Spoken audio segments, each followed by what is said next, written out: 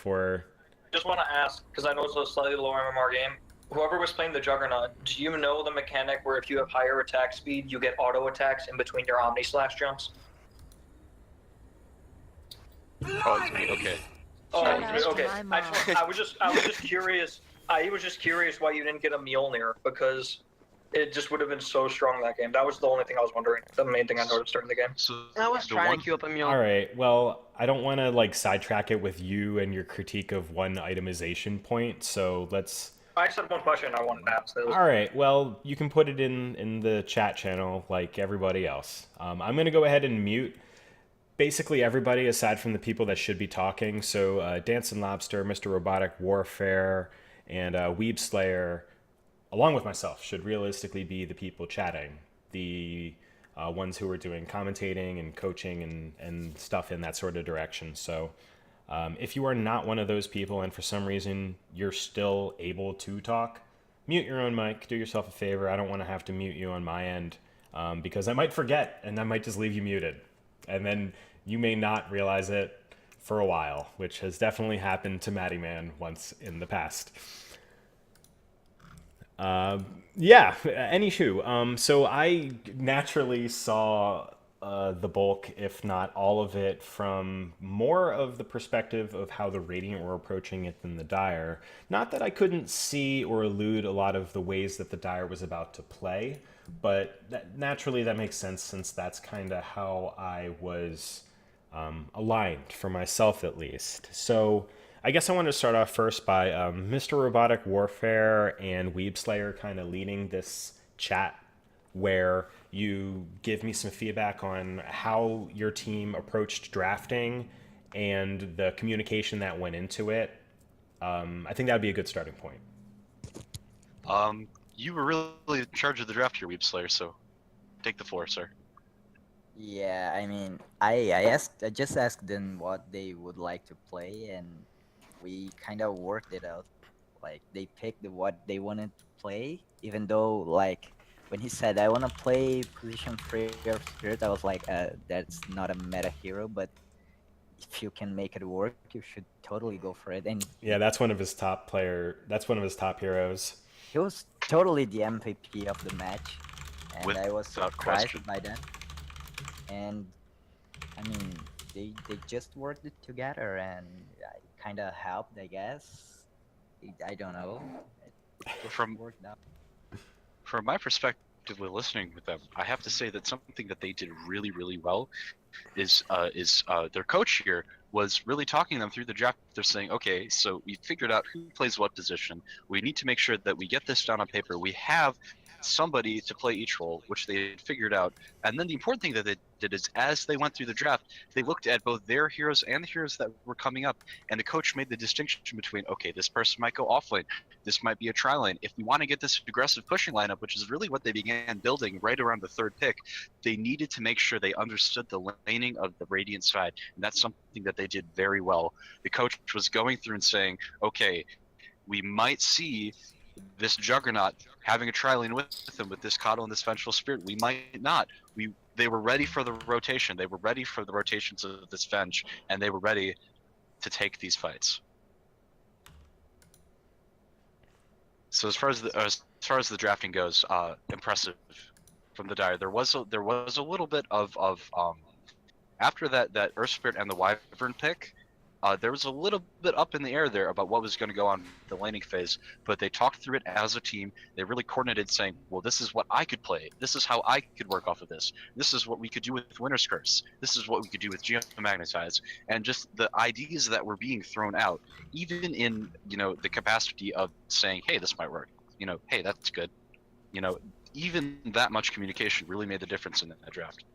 Well, that's good because this was something that I brought up to, the Radiant team right before we all joined this giant chat room of people, was that you would have never known that it was just 5 random people who were put together to play because the dialogue got flowing. And although maybe individually one of those persons couldn't actively make all of the decisions that they needed to as a team, but because of the openness of their communication, as a team, they were able to make a lot of informed decisions, and a lot of the choices that they made that which may have to them seemed like they were based on intuition, were very sound choices based on, you know, where they were positioned versus the enemy and the ward locations, and, you know, even just like the timing on Roshan attempts and stuff like that.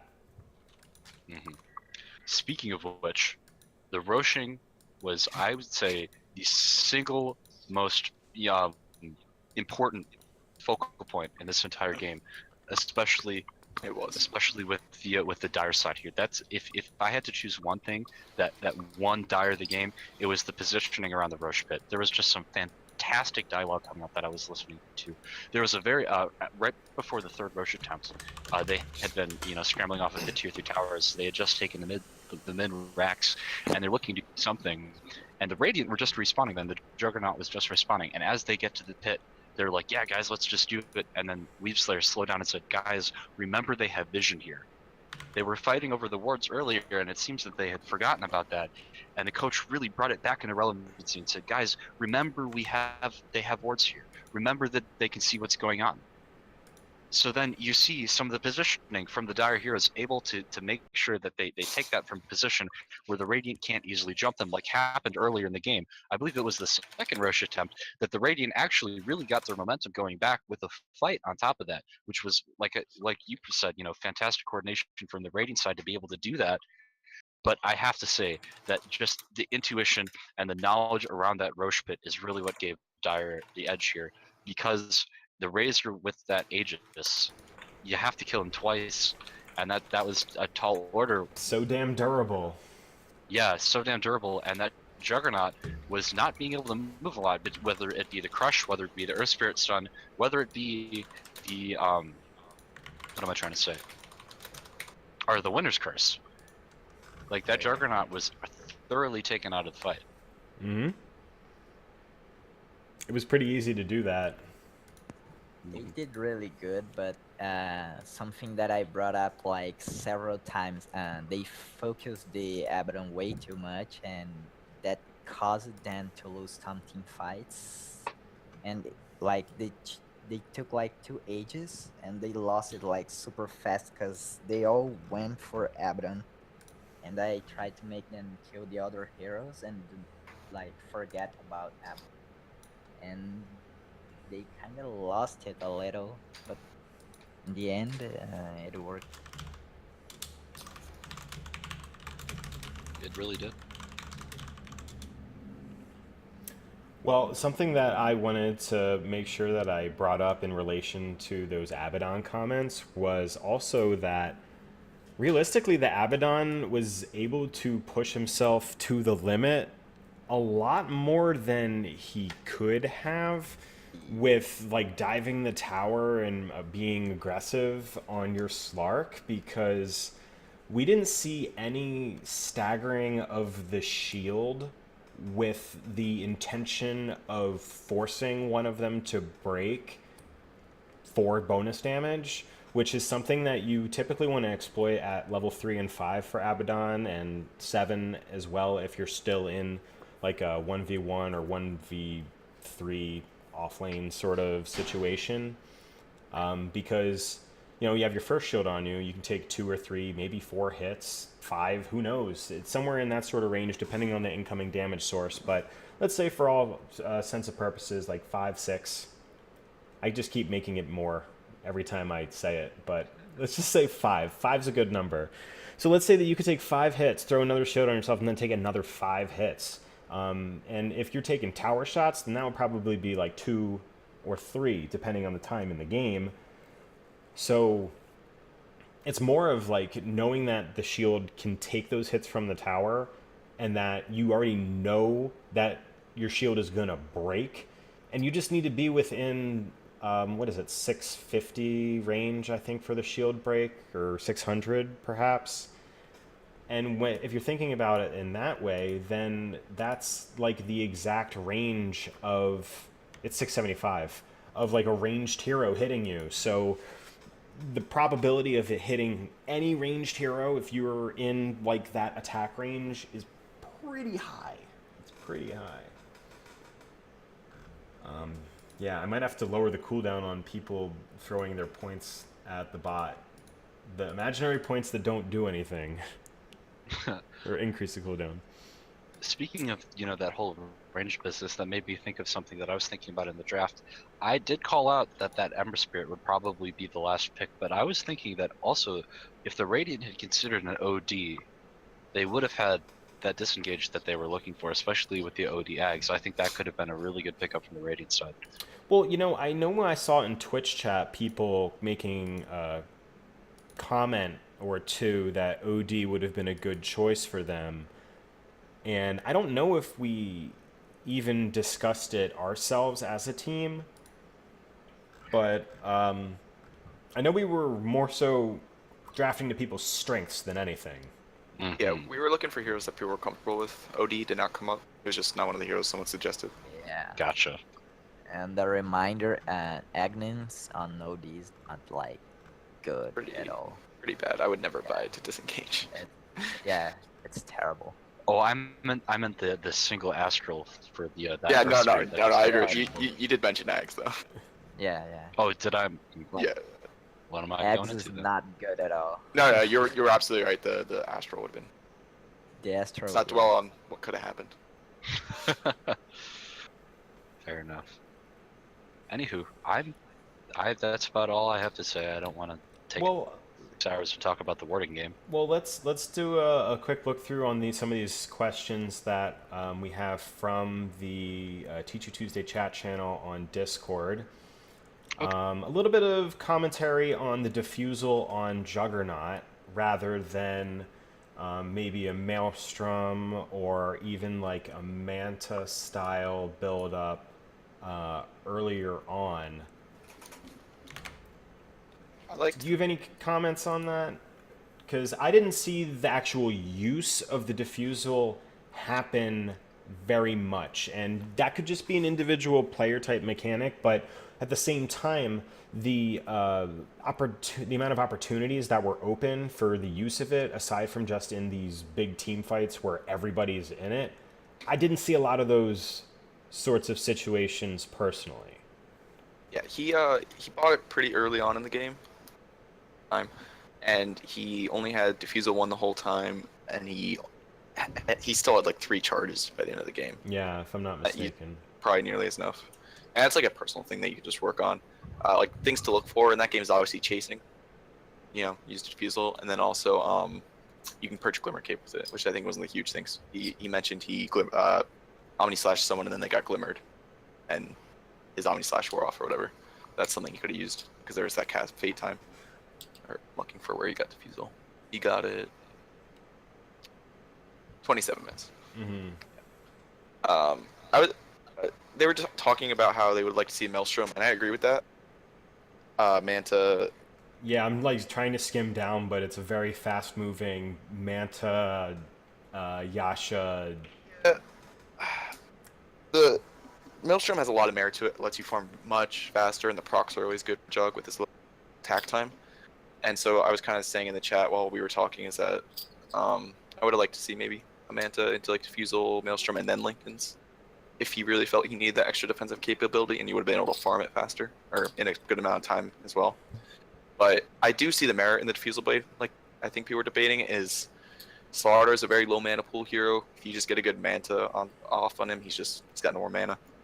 Slark is also another person that if you're draining his mana, it's also still very good. So I did like the Diffusal pickup, but he didn't use it to the max of its capabilities. And then obviously like that cheap recipe upgrade gives him how much more I don't know how much agility it gives, but it gives a great amount of agility For the diffusal? Yeah. It's like 850, something in that sort of wheelhouse. No, that's how much it costs. I don't know how much agility it gives. I think it's 10. Well, Crazy. Call me crazy, but I almost wanted to see this Juggernaut build a Vanguard.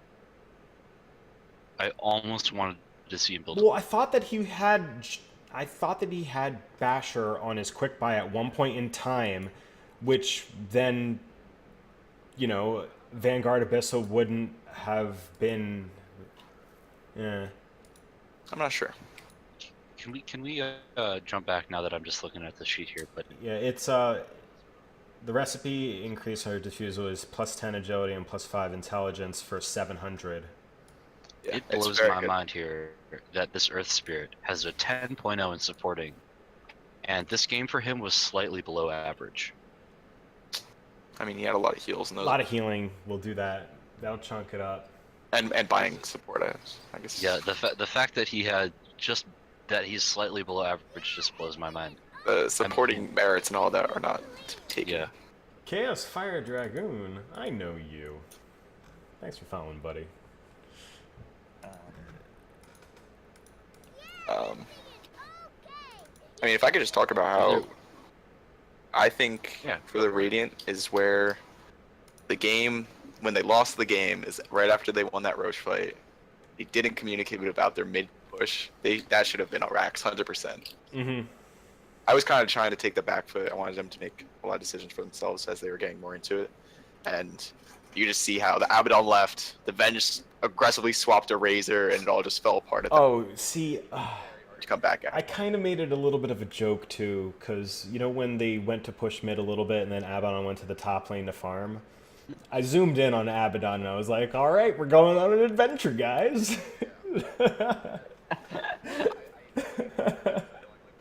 Where is our Abaddon? And so that's just one of those things. Is like I think they'll be able to look back on it and say we made a lot of good calls up until that point to put us in that situation, and then they got cocky and stopped talking about what their goals were, and it showed. You know, they split up, they weren't with their full team, and then they could have just hit that Rax. They could have just hit that Rax and gotten it, even without the Abaddon, I think. Yeah, there was plenty of back and forth of the net worth throughout the game, but it was like around the 46-8 minute sort of time frame where we really saw that split. I did feel bad this game is when I called that first Roche. I didn't, because none of my team noticed it. No, they didn't. I noticed they didn't notice it. No, But just because like they went and like they salvaged that scenario and like they took the Aegis and won the fight. And I felt bad because they called it out. because you told them that they didn't realize that the movement dictated that they were probably going to Roshan, or how the lanes were pushed out and how everyone just went off map. And I didn't want to be like putting like stuff on noticing too much out there for them. I was trying to like lead them into making their own decisions and like making their own findings about what's happening. But that was my one mistake of the game. My mistake. nah, I understand that. I guess, you know, one of the last things that I would want to bring up regarding just hero choice again was, I mean, getting an Ember Spirit into a Razor, Yeah, that's a hard matchup to just put on you. it definitely is. And I thought like we said, we were going for comfort picks more than anything. Oh, absolutely. And I knew it's not the best of lanes, but we saw that they were able to get a gank back on him, and then the Ember Spirit could have caught up a little bit better, you know, just like a personal player thing. I wasn't focusing too much on like personal farming patterns and all that. I Right did on. notice that for I think it was about 5 minutes onwards, once that initial vision from the Radiant side died, there was not another ward placed on the Radiant or the Dire mid high ground. You're correct. Because the Dire had vision there, which allowed the Earth Spirit to rotate on the mid Yeah, a few times. yeah. That was I'll take a little bit of responsibility. I told him to ward mid. He placed a little off center, but it was still kind of mid. But I definitely should have mentioned that they should also Yeah. be ward mid. Mm-hmm. Just Got lost in the cracks. Yeah, that's the only thing I kept trying, like, hey guys, buy ores, vision. I always repeating it. Because, like, low and more players always forget to buy ores and smoke and stuff like that. But my team, they were quite on point there. they were really excited to like- smoke. Yeah, There was lots of smokes happening. I didn't Yeah, even no, tell them like, hey, smoke up. They just, hey, let's smoke up and kill them. I was No. like, whoa. There Go was a for time where it. they were like, "Hey guys, let's smoke." Oh wait, it's out of stock. So, Yeah, I was like, wow. Just go for it, man. Yeah, I was happy with my I team's smoke killed calls them. and this at the end of the game. They're really good. Yeah, They're thinking Well, for we- themselves. That is very it important. was really, Think for yourself. really fun. You got to be a little selfish. A little bit. Yeah. When I say think for yourself, I mean you need to be proactive. You can't just sit around waiting for team fights to happen. You want to make the best of it for yourself in a better situation. There are players who make it. I've seen 5K players who, they're the type of player that's I'm just along for the ride.